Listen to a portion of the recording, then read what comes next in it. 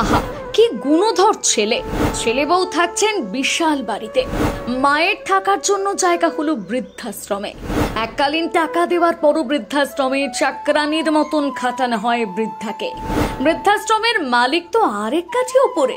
অভিযোগ, তিনি বৃদ্ধাকে সরিয়ে দিতে নিয়েছেন অনেক কৌশল। কয়েক বছর আগে বৃদ্ধাশ্রম গান গেয়ে সারা ফেলে দিয়েছিলেন গায়ক নচিকেতা।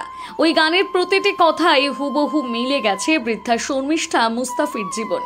কলকাতার হাতিবাগানে তার বাড়ি রয়েছে, কিন্তু ওই বাড়িতে ছেলে বৌমার জায়গা হলেও বৃদ্ধা মায়ের থাকার জায়গা হয়নি। স্বামীর মৃত্যুর পর একমাত্র ছেলে বৃদ্ধা মাকে পাঠিয়ে দিয়েছিল মধ্যম গ্রামের দিকবেরিয়ার একটি বৃদ্ধাশ্রমে। সন্তানকে ছেড়ে বুকে কষ্ট নিয়ে ওই বৃদ্ধাশ্রমেই জীবনের বাকি দিনটা কোনো রকমে কাটিয়ে দেবেন ভেবেছিলেন কলকাতার হাতিবাগানের বাসিন্দা শর্মিষ্ঠা মুস্তাফি। তার বয়স এখন 7 বছরেরও বেশি, কিন্তু বৃদ্ধাশ্রমে এসেও এতটুকু শান্তি নেই। এককালীন কয়েক লক্ষ টাকা নেওয়ার পরেও ষাটোর্ধ্ব শর্মিষ্ঠা দেবীকে নিয়ে বৃদ্ধাশ্রমের সমস্ত কাজ করানো থেকে নিজের বাড়ির কাজ পর্যন্ত করানোর অভিযোগ উঠেছে মধ্যম গ্রামের দিকবেরিয়ার বৃদ্ধাশ্রমের মালকিন নিপারায় সরকারের বিরুদ্ধে।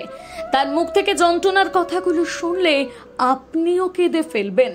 2021-এর ডিসেম্বর মাসে আমি হোমে আসি, তখন আমার সঙ্গে খুবই ভালো ব্যবহার করা হতো। প্রথম খুবই ভালো ব্যবহার করা হয়েছে। প্রথম দিন 15 ভালো ছিলাম, তারপরে সমস্ত কাজ হোমের বাসন মাজা, তারপরে তরকারি কাটা, রুটি করা, সমস্ত কাজগুলো আমাকে দিয়ে করানো হতো। এছাড়া ইদানিং আমাকে দিয়ে, এমনকি যখন আমাকে ওনার বাড়ি নিপারায় সরকার, যিনি হোমের মালিক, তিনি যখন ওনার বাড়িতে আমায় নিয়ে গেছিলেন নিউ ব্যারাকপুরে, তখনও হোমের সব কাজ করতাম, রান্না বান্না থেকে আরম্ভ করে সব কাজ করতাম, বাসন মাজতাম, সব করতাম, প্লাস ওনার ঘর পরিষ্কার অবধি আমাকে দিয়ে করিয়েছেন। শর্মিষ্ঠা দেবীর অভিযোগ, শুধুমাত্র পরিচারিকার কাজ করতে অস্বীকার করায় তার সঙ্গে নানাভাবে খারাপ ব্যবহার করা হয়, এমনকি তাকে খুবই নিম্নমানের ঔষধ খাইয়ে দেওয়ার চেষ্টা করা হয় বলে অভিযোগ তুললেন। এরপর থেকে ইদানিং আবার নিউ ব্যারাকপুর থেকে যখন আমি বাদু দিকবেরিয়ায় আবার ফিরে আসলাম, তখন আমাকে পেশেন্টের কাজ অবধি করা হয়েছে। পেশেন্টের নোংরা ঘাটা, পেশেন্টের নোংরা জামা কাপড় কাচা, পেশেন্ট পরিষ্কার করা, সমস্ত কিছু আমাকে করানো হতো। সিজোফিন 100 আমাকে দিনে 2টো করে দেওয়া হতো, যার জন্য আমি এখন আরো একটু অসুস্থও রয়েছি। বৃদ্ধাশ্রমের মালকিন নিপারায় সরকারের বিরুদ্ধে অভিযোগ তুলে শর্মিষ্ঠা দেবী আরো বলেন, এখানে খুবই খারাপ ব্যবহার পান বৃদ্ধারা। কারণ হিসেবে তিনি বলেন, এককালীন টাকা নেওয়ার পর যেহেতু তারা টাকা পাবে না, তাই এখানকার আবাসিক বৃদ্ধাদের সঙ্গে চলে খুবই খারাপ আচরণ। আমার বুদ্ধিতে যেটা মনে হয় যে এককালীন টাকা নিয়ে নেওয়ার পরে ওনাদের কাছ থেকে তো আর, পার্টির কাছ থেকে তো আর কিছু পাওয়ার নেই। মান্থলি হলে প্রতি মাসে একটা টাকা আসার ব্যাপার থাকে, সেটা একটা কারণ হতে পারে। এককালীন টাকা দেওয়ার ফলেই তো আমার হচ্ছে, এককালীন না দিলে তো আমার এই অসুবিধাটা হতো না। আমার ছেলে ওনার সঙ্গে মিলিত, আমার ছেলে আমাকে পাগল প্রতিপন্ন করার জন্য ব্যস্ত। সে নানান রকম কাগজ, নানান রকম এভিডেন্স জোগাড় করেছে। বিপদ বুঝতে পেরে দিন 3 আগে বৃদ্ধাশ্রম থেকে পালিয়ে এসে মধ্যমগ্রাম থানার পুলিশের কাছে বৃদ্ধাশ্রমের মালকিন নিপারায় সরকারের বিরুদ্ধে অভিযোগ দায়ের করেন শর্মিষ্ঠা দেবী। যদিও সমস্ত অভিযোগ অস্বীকার করেছেন নিপারায় সরকার। অভিযোগ, নিপারায় সরকারকে ডেকে পুলিশ জিজ্ঞাসাবাদ করলেও পরবর্তীতে তাকে ছেড়ে দেওয়া হয়। অবশেষে অসহায় বৃদ্ধা শর্মিষ্ঠা দেবী বারাসাত পুলিশ সুপারের দ্বারস্থ হয়। তবে শর্মিষ্ঠা দেবীর কথায় সেখানেও তিনি কোনো সুরাহা পাননি বলে অভিযোগ। রাজ্যের মুখ্যমন্ত্রী থেকে মুখ্য সচিব, মানবাধিকার কমিশন, সাংসদ কাকলি ঘোষ দস্তিদার, মধ্যমগ্রাম পৌরসভা সহ পুলিশের উচ্চপদস্থ দপ্তরে অভিযোগ জানিয়েও কোনো সুরাহা মেলেনি বলে জানালেন শর্মিষ্ঠা দেবী।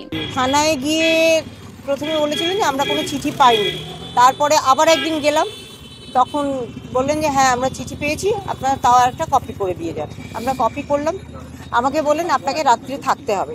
সেদিনকে নিপারায় সরকার এসেছিলেন, নিপারায় সরকার বসেছিলেন সেখানে। তারপরে বলা হলো যে আপনাকে থাকতে হবে। আমি সারা রাত্রি সেখানে মাটিতে শুয়ে রইলাম। আর নিপারায় সরকার রাত্রি 1:30টার সময় নিপারায় সরকারকে ছেড়ে দেওয়া হলো। যে কালপিট তাকে ছেড়ে দেওয়া হলো, আমাকে আটকে রাখা হলো। আমি তো তার পরের দিন গিয়ে আবার কোর্টে হাজিরা দিতে পারতাম। এটা মধ্যমগ্রাম থানা। কোনো ঘটনার কোনো সুরাহা এখন অবধি হয়নি। যে কালপিট সে এখনো বহাল তবিয়তে ঘুরে বেড়াচ্ছে। মমতা ব্যানার্জি, মাননীয় মুখ্য সচিব শ্রীমতী কাকলি ঘোষ দস্তিদার,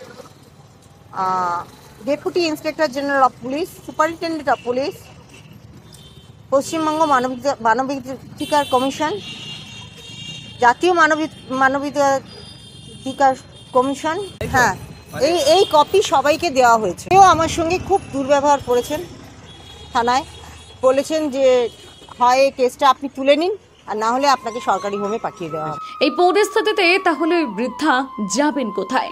এখন এটাই বড় প্রশ্ন। তিনি জানান গত কয়েকদিন রাস্তায় রাস্তায় ঘুরে বেড়ালেও তার ছেলেও কোনো খোঁজ নেয়নি। এত ঘটনার পর আদৌ কি প্রশাসন এই বৃদ্ধার পাশে দাঁড়াবে? প্রশ্নটা তুলছেন স্থানীয়রা।